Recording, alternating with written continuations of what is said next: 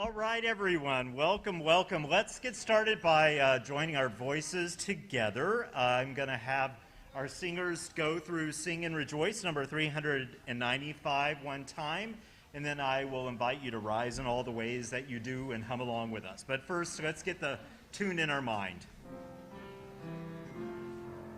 Sing and rejoice,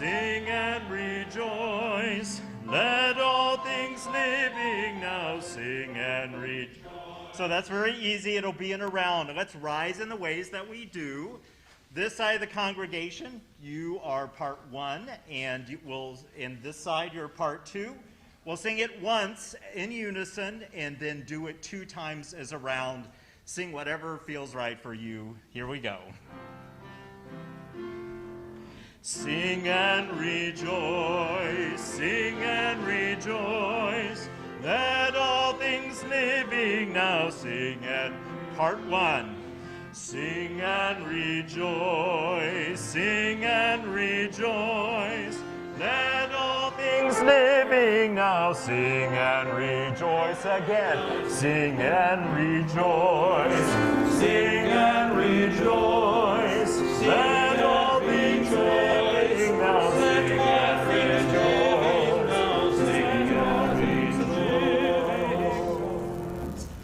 You may be seated. Greetings, I am the Reverend Doug Wadkins, and I would like to welcome our Unitarian Universalist Church of Sarasota and our Lakewood Ranch Unitarian Universalists, whether you are here on campus or joining us on live stream. And we offer a special welcome to our visitors, again, whether you are here with us today on campus or joining us on live stream. We have a couple of different ways that you can get to know us better if you're a visitor. If you are here on campus, we invite you after the service to go to our welcome table. They have some information and we'll get you signed up to receive our newsletter. If you are online, and for that matter, you can also do that from your seat if you have your smartphone with you. If you go to our homepage, there is a banner marked Welcome Visitors. If you click on that banner, it will take you to a page that gives you a lot of information about our congregation, and it also will give you the chance to sign our virtual guest book. If you do that, we'll send you our newsletter, the contact, and we'll also give you links for some of the various gatherings that we have throughout the week on Zoom, so you can join us. And of course, over time, we hope to have more and more of them in person here on campus. We also want to make sure that if you happen to need to sit outside or you just need extra amplification, we do have hearing devices that work outside. It might help you be able to hear the service better. We're trying to balance the outside feed so that our overflow rooms work. We also are really happy to have all of you join us for coffee hour after the service. If you are even watching us remotely and want to Zoom over, we would love to have you be with us. So we will join together. There are lots of things that will be going on. One of the things that's going on today is that our Unitarian Universal Church of Sarasota Artisans Market is happening in the Lexal Gallery. Tables are set up and artists who are members have some amazing pieces for sale. We invite you to visit the gallery after the service and find either some gifts or a gift for yourself. Also, today is a toy drive, and it is for Mothers Helping Mothers, an organization that helps families throughout Sarasota and Manatee County. The executive director is here with us today, Sherry DeVries, and so we hope that you will stop by the social justice table and say hello and find out more about that work. And again, a lot is going on. To tell you more about an upcoming exciting event, I would like to invite Mary Lou Keller to join us up here. Welcome, Mary Lou.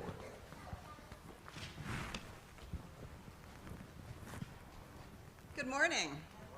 It's wonderful to see you all. My name is Mary Lou Keller. I'm delighted to be here today. Reverend Doug is going to be speaking today about opening ourselves to joy, and I'm here to announce a great joy. The Serendipity Auction is back. We missed last year, and I know we really missed this. We're going to save the date for February 5th. The format's going to be a little bit different this year. We're holding the auction on Saturday instead of Sunday, and instead of Sunday after church. And on Saturday, there will be a light supper offered. But now, between now and a month or so from now, is a time for us all to get creative and think of interesting and fun events and services that we can offer one another. I know my husband Dana and I have enjoyed delicious lobster paloozas dinners. We've had boat rides under the intercoastal, parties and dinners, and we eat on our lanai each night under the glow of a beautiful Tiffany-style lamp that we won a few years back. We've hosted members for a gourmet picnic at Warm Mineral Springs, where we share our knowledge and our tips for enjoying the springs. We've made sangria and offered vegan casseroles, and I offer babysitting, and Dana sharpens knives. The auction gives us the opportunity to share our interests with others and to learn more about all of you. The members who make the auction are our biggest fundraiser of the year. Day trips and vacation house stays are really popular, so are fine art and crafts pieces.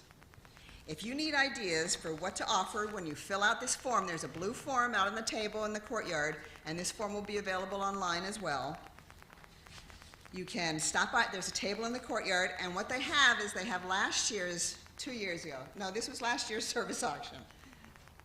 And they have the offerings from last year, and this is a great way to get ideas for what you might want to offer. Or, if you're watching online, you can email Terry Holsinger or Karen Bush. You can find them on our Breeze app online. I hope you've all been using that. I've really been enjoying it. Do you know Breeze? Anyway, look for it. But they're the Karen Bush and Terry Holsinger I found were the auction co-chairs. And I know we want to thank them in advance for all their hard work. This is a lot of work. So thank you, Karen and Terry, wherever you are. And I'll see the rest of you at the auction. Thank you, Mary Lou. I invite you all to, if you want to know who's who in our service, to look at the order of service to give you a clue about who's doing various sections. That's also available to folks online. There should be a link for you to look at the order of service. But I'd like to offer a special welcome to Mia Lady, who is our guest musician for today. Mia plays with the Sarasota Orchestra, teaches some, and plays with a couple of quartets. This is the second time that she has been our guest musician. And so as we move into our prelude, Mia, we welcome you and thank you for the gift of music this morning.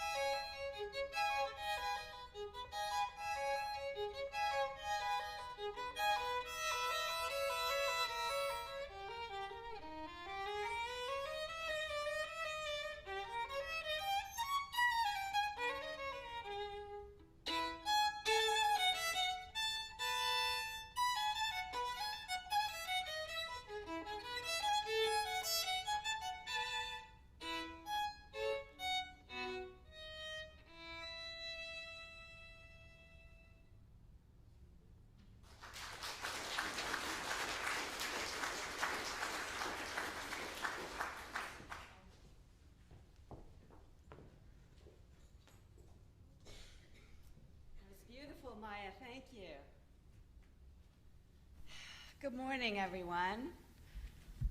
Our chalice lighting words for this morning are from the Reverend Gordon McKeeman. He writes, "Deep calls unto deep, joy calls unto joy. Light calls unto light. Let the kindling of this flame rekindle in us the inner light of love, of peace, of hope. And as one flame lights another nor grows the less, we pledge ourselves to be bearers of the light wherever we are." Last Sunday, we talked about the meaning of Advent, which is the 4 Sundays prior to Christmas and its culmination on Christmas Eve. And we lit the first candle for hope last Sunday.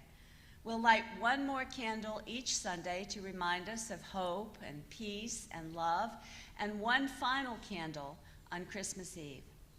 As we light these candles throughout the season of waiting, may we be fully present in the moments we share with each other here, with ourselves, and with the source of all blessings, however we understand that. Today's candle is for peace. May we find peace in our hearts at this season as it unfolds. Thank you, Catherine.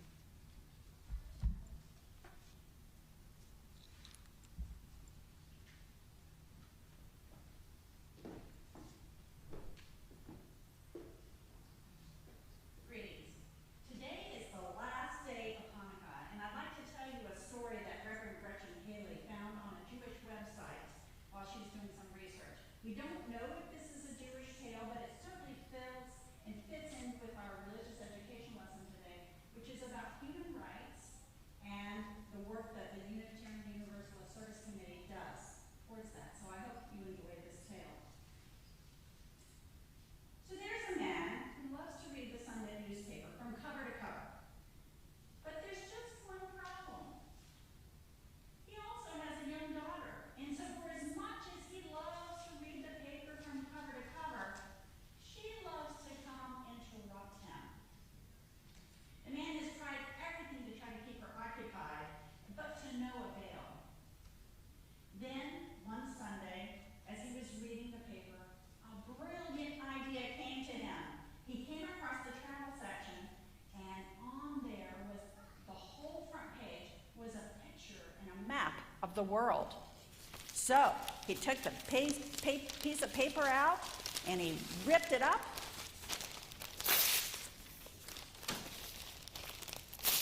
And he called his little daughter over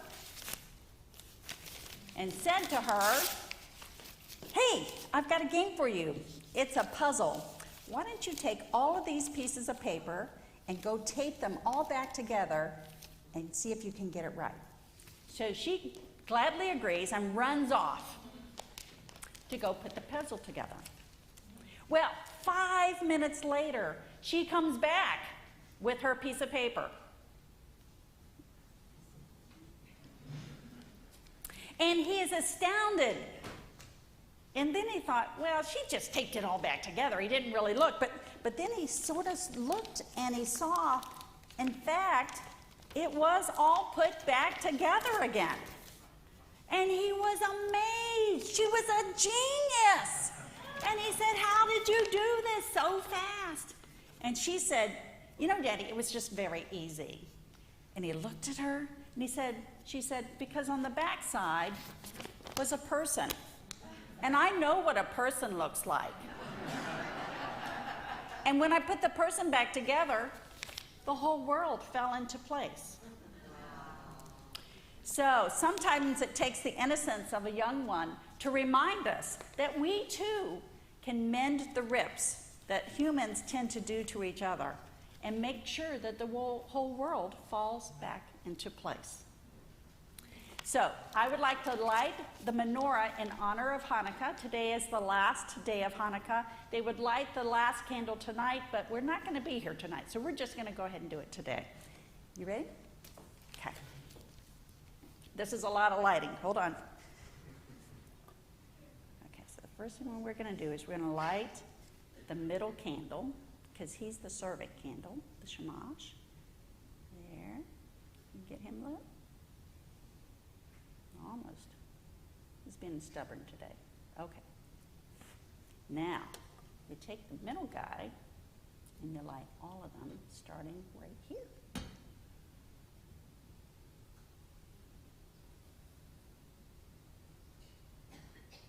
And for those of you who missed last week, I said that Hanukkah was a human rights story, kind of, sort of. Back in the ancient days, the Greeks had taken over the Jewish homelands and denied them the rights to worship the way that they liked, and so they fought for that right and won it. And then we had the 8 days of Hanukkah from that tradition.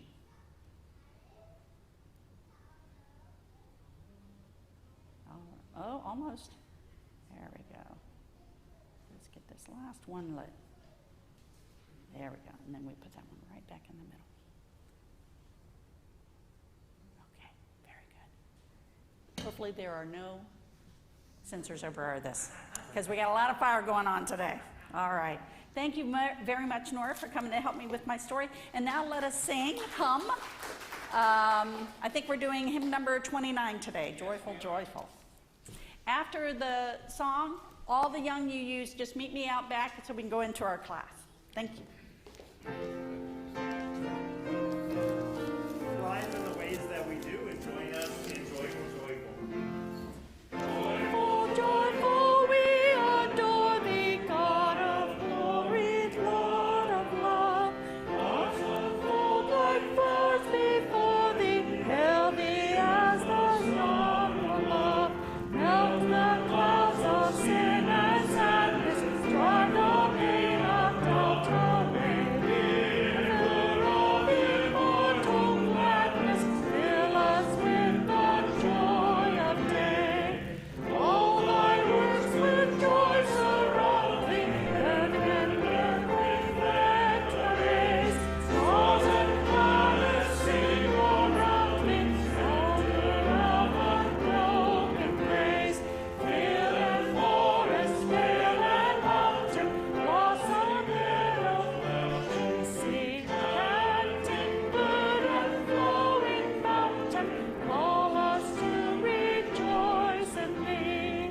Thy healing and forgiving, ever blessing, never blessed, wellspring of the joy of living, ocean depth of happy rest, ever singing, march we onward, victors in the midst of strife.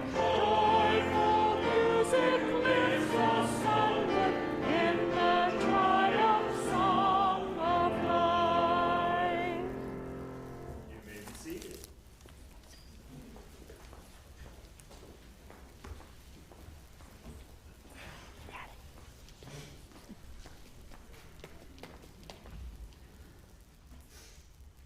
This is our time of centering, a time to become fully present and settled in here with this group of people in this time and place. And after some words, we will have some silence followed by singing together Spirit of Life. Our words this morning are from the Reverend Gretchen Haley. Come in, all who long to know how to love this world, how to keep eyes open, hands unclenched, arms wide, breathing deeply in and out. This is a time to practice because there is still so much good and beauty and joy. But it can be hard to keep telling this tale with all the news and the wind and the rain and the trembling earth. Who wants to love this life anyway? Come in, all who teeter on the edge of cynicism, broken-hearted and trying still to remember laughter and kindness, and the chance to be alive in these days when so much is at stake. In this place, we remind each other why we persist, giving each other courage to take this path that is not always easy, to keep practicing this love that cannot, will not let us go. and still calls us on. Please join me in silence.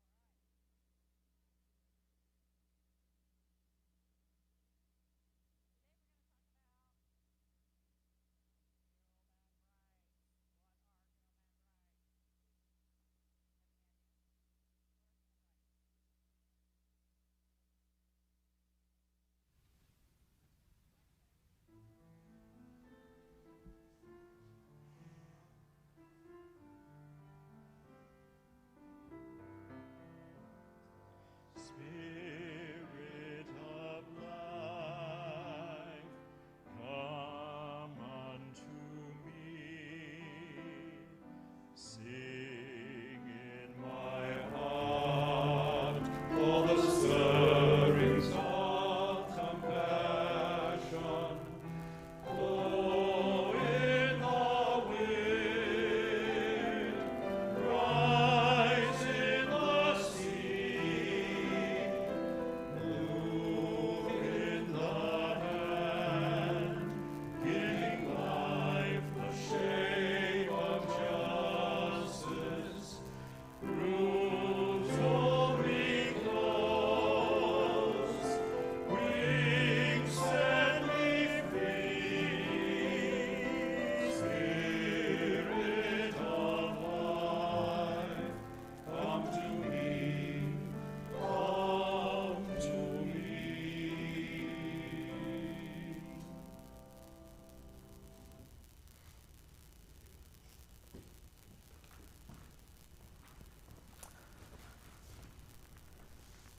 This morning, for a few minutes, I'd like to reflect on our new theme for the month, Opening to Joy.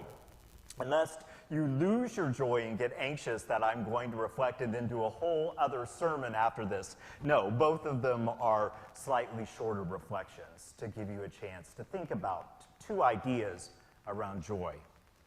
The first one was really inspired my thinking, especially about just very recently joining my family for Thanksgiving. And we realized how our mother loomed large in almost everything we believed and knew about Thanksgiving. It was a very important time for her. She taught us a lot about what was right and wrong about Thanksgiving. She had very strong opinions. She believed, first of all, that variety was essential as part of the Thanksgiving meal. There had to be, for instance, multiple desserts, and so usually we had about 5 or 6. But definitely among pies, there had to be both sweet potato pie, because we are Southerners, and also pumpkin pie. And it turns out that as a kid, when I asked why those two had to be present, she said, well, because I hate sweet potato pie, and so I want to make sure that there's pumpkin pie. I'm like, okay, fair enough. And she also upheld that it was essential that there be at least 2 main dishes, and preferably ham and turkey. And I only recently found out that the reason that was true is that she hates turkey. So obviously there were some influences on tradition for her. But what was absolutely, clearly most important to her was the idea that the real purpose of Thanksgiving had to do with being together. That a family, whatever was true about the family, it was a chance for you to sit at the table together and do your best to be kind to each other, and most of all, this sort of sense of communion, to reaffirm the importance of family. And over time, that flowed into the midst of all of that. For me, it has become a time where both connection to family and friends, whether they're present at the table or not, has become so essential. And we weren't sure this year how we would feel for this very first Thanksgiving since my mom died last January. We certainly felt the lack of presence at the table on Thanksgiving Day. But what surprised me most was throughout the weekend, the presence we also felt very authentically was the presence of joy. And I realized that in some ways we worked at that. We shared lots of absurd YouTube clips with each other and laughed at them. We made sure on the day of Thanksgiving to both watch the Macy's Day Parade and comment on how it's basically now just a long commercial for various organizations. And then, of course, provide color commentary to the Westminster Dog Show, even though we know nothing about purebred dogs whatsoever. And that day, after we finished with the meal, we gathered at the table together and marked down Michael's crafts about Thanksgiving that all looked terrible, but we laughed so hard as we made them. It was a sincere and honest exploration of both the truth that can exist, that you can be aware of missing someone, but also experience really powerful joy. And so, perhaps part of the gift of joy is that it comes to us in unpredictable but often powerful ways as a gift. As Reverend Scott Taylor writes about joy, maybe it's elusive for a reason. Maybe it's slippery in order to help us understand that it was put there to fly, or better yet, to be flung and passed, not possessed, to be spread between you and me, between the one who received its gift and the one that has been looking for its treasure for a very long time. As we think about joy, I invite you to think about some of that polarity, the way that it comes to us as a surprise, but maybe it asks something more of us as well. As I thought about joy, I had a very similar feeling to how I thought when I first began to think about preaching about happiness. And I have to admit, when I was younger, I thought that happiness was actually a pretty superficial goal in life. And when people would come to me for pastoral care and they would say to me, you know, what I want most in the world is to just be happy, I'm really grateful that I did not say to them, well, that's a pathetic goal. I instead said, well, tell me what you mean by happiness and what makes you happy. And thank goodness for a little bit of wisdom and some humility, because over time, I began to realize that there were hard-hitting major old religions that understood that happiness was deeply essential to life, and even more essential to the spiritual life. The thing is that they understood happiness different than our culture often talks about it. They didn't understand it so much as a feeling, as an orientation to life. That you were in enough of a right relationship with your life. You understood and you were centered enough in your life that you dealt with the reality that it is filled with moments of both amazingly good things and heartbreaking things. But what makes one happy is to understand the larger picture, the larger gift of one's life, and even over time, how both of those components help us understand more deeply why we're alive, why we're here, what we are to do. Well, I will admit, I also had a little bit of problem with the idea of joy. I would have said, if I had been honest, well, joy is such a fleeting and fragile experience. Why is it so important? And then I remembered that one of the most profound and most meaningful conversations that I ever had with a Unitarian Universalist was with Carl Scoville. And he believes this. He says that at the heart of all creation lies a good intent, a purposeful goodness from which we come and by which we live our fullest and to which we shall at last return. And this is the supreme mystery of our lives. This goodness is ultimate, not fate, not freedom, mystery, energy, order, finitude. It is the good intention in creation that is our source, our center, our destiny. And he believes that what that asks us to do as the core skill in our lives is to claim joy. Deep, abiding, uncompromised joy. The thing is, he believes that that sense of joy is aimed in sharing, exploring, and enjoying the goodness of things, but especially understanding that it is because they are fleeting that it is so important, and it reminds us of the transitory nature of life, much like Buddhism does such a good job of telling us. So joy asks us to pay attention. Brene Brown put it beautifully. She says, joy comes to us in a moment, ordinary moments. We risk missing out on joy when we get too busy chasing down the extraordinary.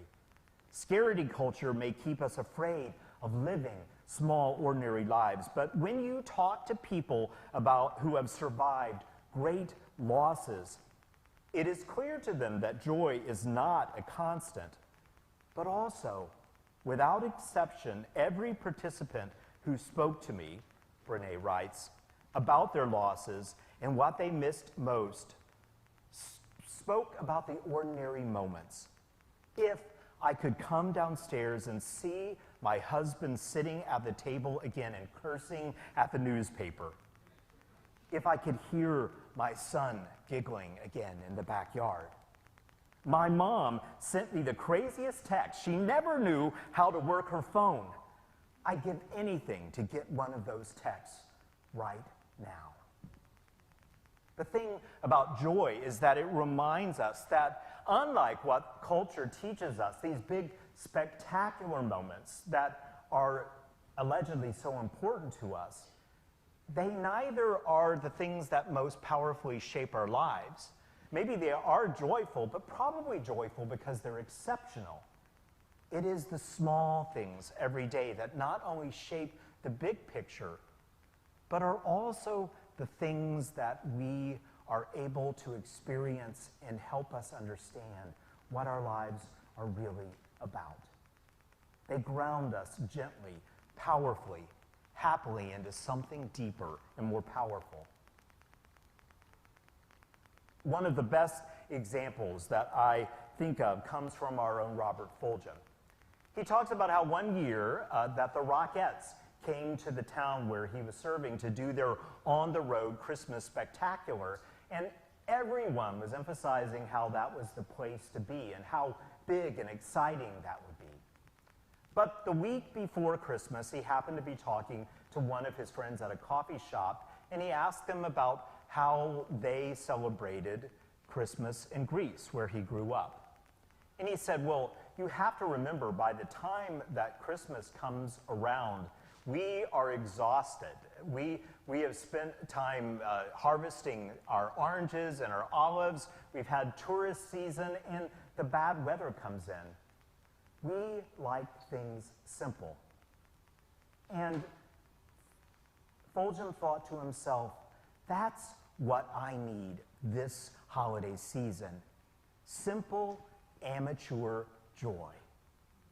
And so he found himself on Christmas Eve, he was off, going to a local Lutheran church in his neighborhood. And he said, on that night, they listened to a choir of dedicated amateurs sing their heart out, and at intermission, there were home-baked cookies provided by the congregants. He bought a raffle ticket on about a handmade Christmas quilt to help someone in the neighborhood. And then they returned to the sanctuary, and after a reading of Dylan Thomas's account of a child's Christmas in Wales, the audience stood together and sang Silent Night, off-key but sincere. He concluded, unspectacular, no glitz, no extravagance, no big deal. But walking home in the rain, he wrote, I realized this was not a Lutheran deal or even a Christian one. It was about the universal companionship of amateurs of any faith or culture, struggling like me to feel at home in the winter's dark, and awed to be a part of the mystery of it all. I wasn't excited, he wrote, when I went to bed, just contented with getting what I wanted most so early in the holiday season. The company of people like me who find themselves in the middle of winter a capacity for joy. Small, deep, and ordinary. Amateur joy. We'll think a little more about what else joy might say to us, but for a moment, as we ponder how simplicity in small moments might fuel your sense of joy in the season, may we receive our offering, knowing that it is as important, more important than ever, that your generosity is able to help us do what we do, both here and also out in the community. You are able to give here in the sanctuary. You can also, whether in the sanctuary or at home, use your phone, go to our homepage, and there's a link for you to be able to give. Either way, know how essential your generosity now and always is for what we do together. May an offering now be given and received in love.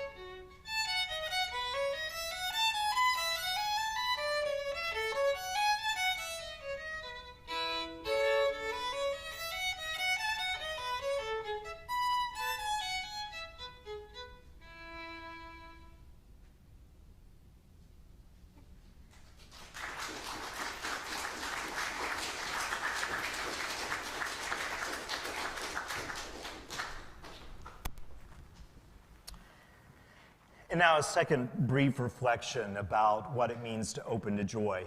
And I begin by a reading from Adrienne Marie Brown and her writing from Pleasure is the Point. Pleasure reminds us to enjoy being alive and on purpose. Pleasure, embodied, connected pleasure, is one of the ways we know that we are free, that we are always free, that we have the power to co-create the world. Pleasure helps us move through the times that are unfair, through grief and loneliness, through terror of genocide, or days when demands are just overwhelming. Pleasure heals the places where our hearts and spirits get wounded. Pleasure reminds us that even in the dark, we are alive. Pleasure is a medicine for suffering that is absolutely promised in life. Pleasure is the point. Feeling good is not frivolous, it's freedom. So another component of opening to joy has to do with this sense that Marie Brown speaks about, because she believes that pleasure and joy are deeply intertwined, and that they are transformative enough that she actually calls for all of us to take part in what she calls pleasure activism. And she believes that it has certain components that make it essential, whatever our life is about. She begins with the very basic. She says, when I touch my own skin, it tells me that before there was any harm, there was miracle.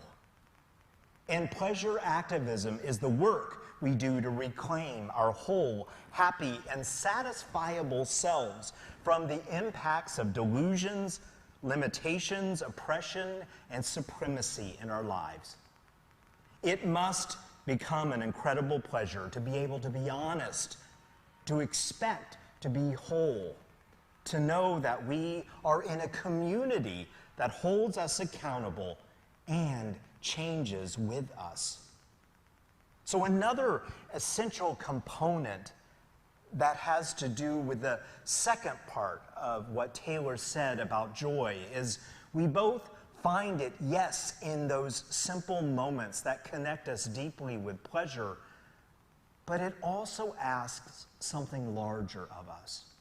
To remember how deeply connected we are, and that how we act towards each other makes a huge difference in whether other people may experience pleasure and joy.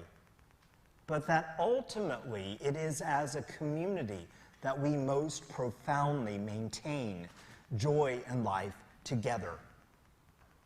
I think about the writing of one of our Unitarian Universalist ministers, Kimberly Quinn Johnson. And she talks about her experience of what she calls black joy.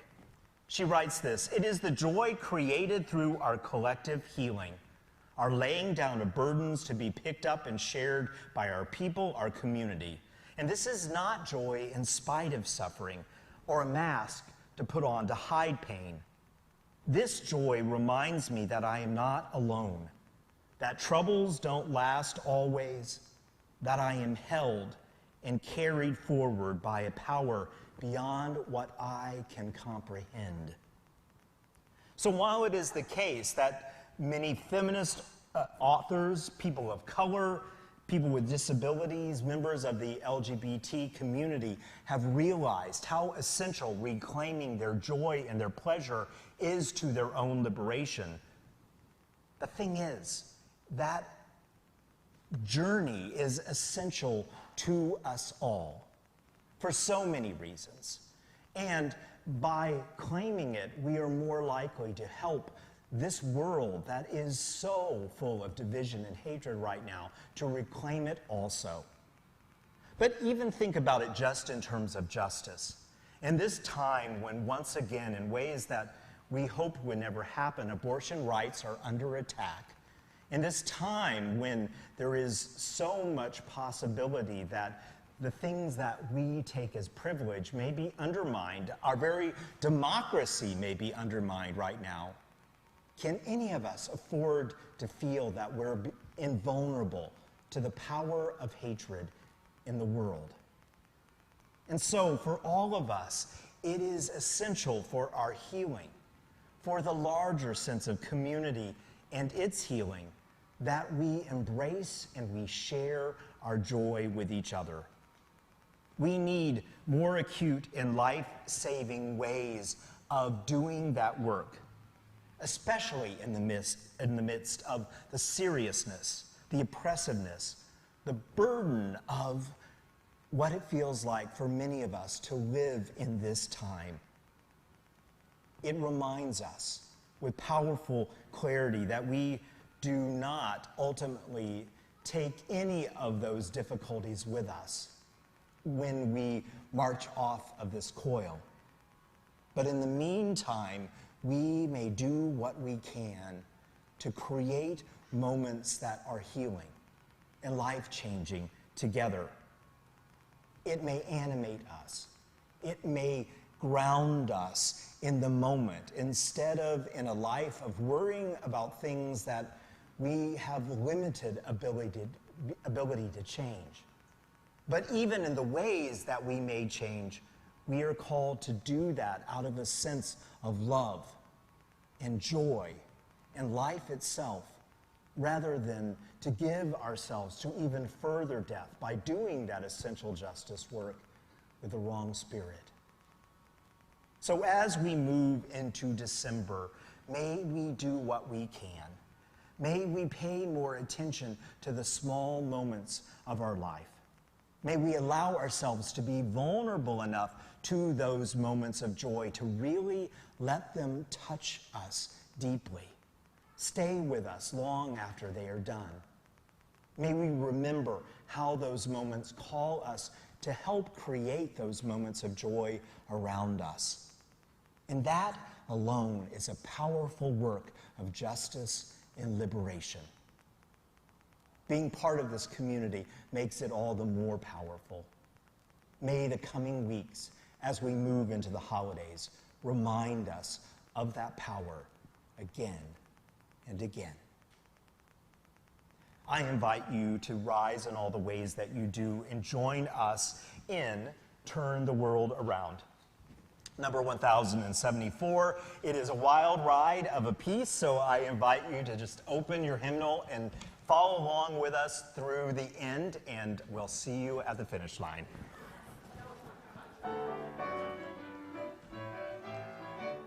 We come from the fire, living in the fire, go back to the fire, turn the world around. We come from the water, living in the water, go back to the water, turn the world around. We come from the mountain, living in the mountain, go back to the mountain, turn the world around. Whoa, so is life, ah, so is life. Whoa, so is life, ah, so is life. You know who I am? Do I know who you are? See we one another clearly. Do we know who we are? Do you know who I am? Do I know who you are? See we one another clearly. Do we know who we are? Whoa, so is life a body one. So is life. Whoa, so is life a body one. So is life. Water make the river, river wash the mountain, fire make the sunlight, turn the world around. Heart is of the river, body is the mountain, spirit is the sunlight, turn the world around. We are of the Spirit, truly of the Spirit, only can the Spirit turn the world around. Whoa, so is life a body one. Ha! So is life. Whoa, so is life a body one. Ha! So is, one more time. Whoa, so is life a body one. Ha! So is life. Whoa, so is life a body one. Ha! So is life.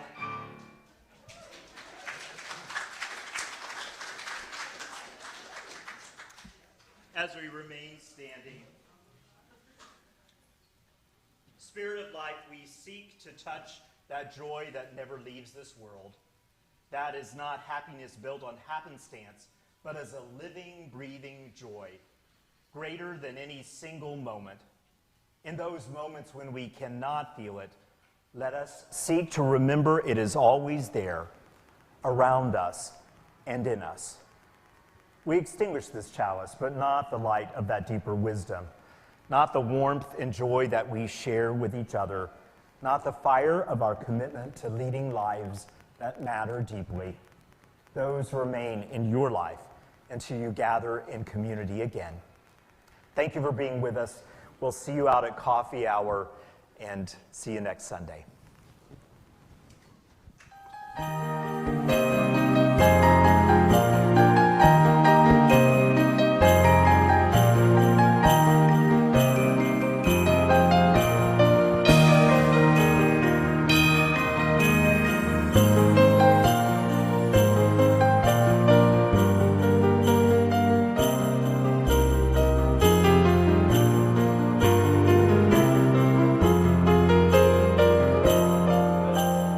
Thank you, Mia.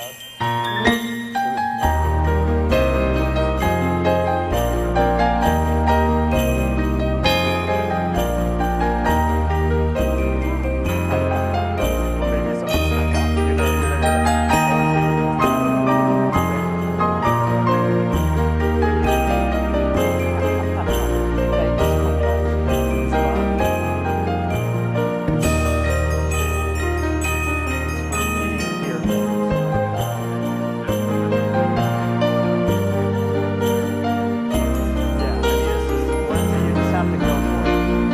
never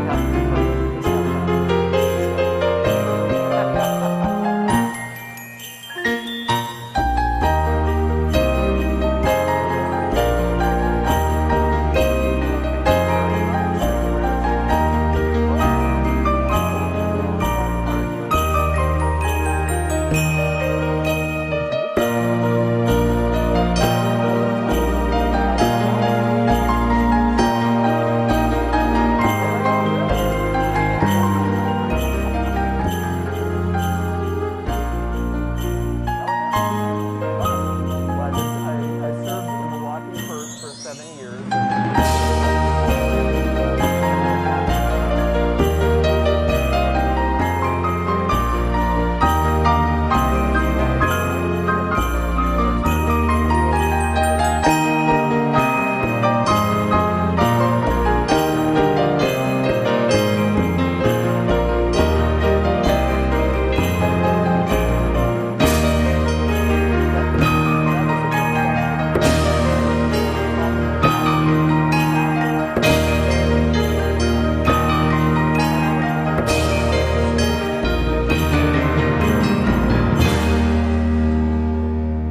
COVID especially was tough all over the place for religious education programs. So we don't really, they weren't their typical experiences because so many families were just trying to get through the week, et cetera, et cetera. So it was hard, but we'll see what happens as we begin to move, hopefully, into a more normal time. So. Well, this service was a breath of fresh air for me. It's been kind of a difficult time. We've been through a lot of stress lately. I bet. This was just a good reminder. I've done a lot of mindfulness practices over the past, and I've kind of not been doing it because I've been so stressed out, which is, of course, when you need to be doing it. I know, but easier said than done. Like those simple things of really appreciating, those moments. I'm glad. Well, if there's any way that we can be of help as you are getting settled here, please let us know. Thank you. Yeah, we'll be involved in a few different things. So. Always good. We love that. Good to meet you.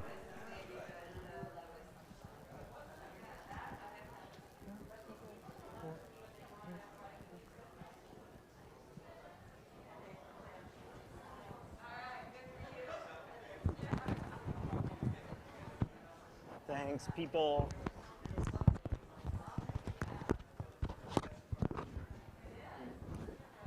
Turn off the sound here.